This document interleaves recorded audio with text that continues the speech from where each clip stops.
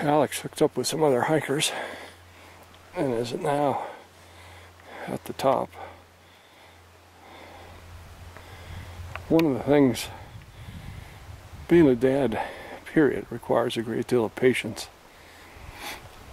With an adventure like hiking, especially 14ers, when your kids are younger and you're younger, you need patience to go their pace and slow yourself down and enjoy the moments and stop a lot and look around and pick flowers and run around in circles and have the patience to not make it and go back.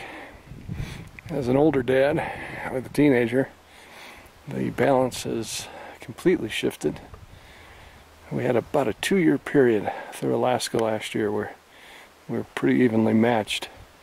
We hiked together. That changed dramatically this summer, last fall and this summer, where he now is the one racing up the mountains. And my patience has to come with accepting my own pace and limitations.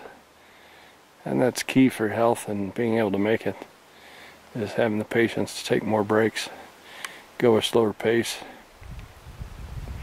I do carry dissolvable aspirin with me, just in case of a heart attack emergency. First aid, plenty of food and water. So he's got his own supplies, just in case. Also hike with talkabouts, so we can stay in contact with each other if emergency arises. But it's incredible how that age and time changes that pendulum of power and stamina and leading and directing. Really, it's an amazing turn,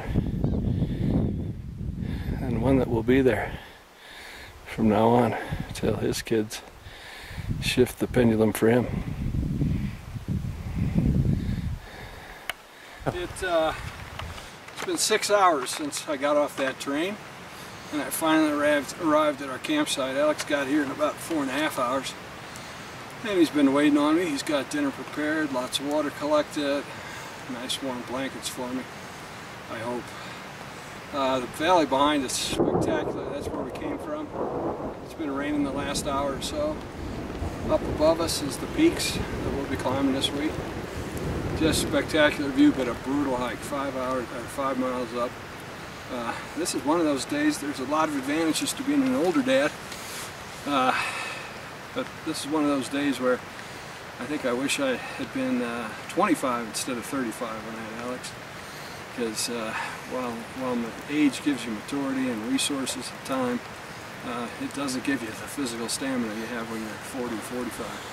Today I'm feeling the lungs, or just the breathing, short of breath. I don't know if it's the cumulative effect of being at altitude now, and all the peaks and hikes we've done over the last 2 weeks, not sure. There's really 3 things, especially for the older dads, Alex is up there, that you're dealing with. Obviously lung power, one of them, heart. You know, your heart pumping that oxygen and just having the heart health to do it. And then the leg strength. So a lot of calves, a lot of thighs, heart, and lungs, and those are major organs you're dealing with through most of this.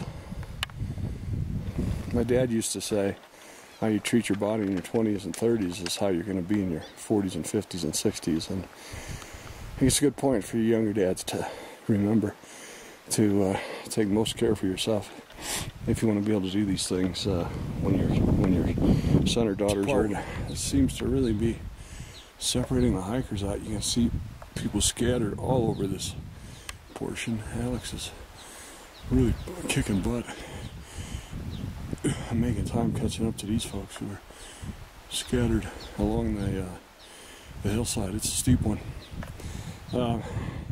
Just a couple minutes ago, I heard 5 words from my son that were a true blessing. Words that I've spoken to him for the last 16 and a half, almost 17 years, over and over.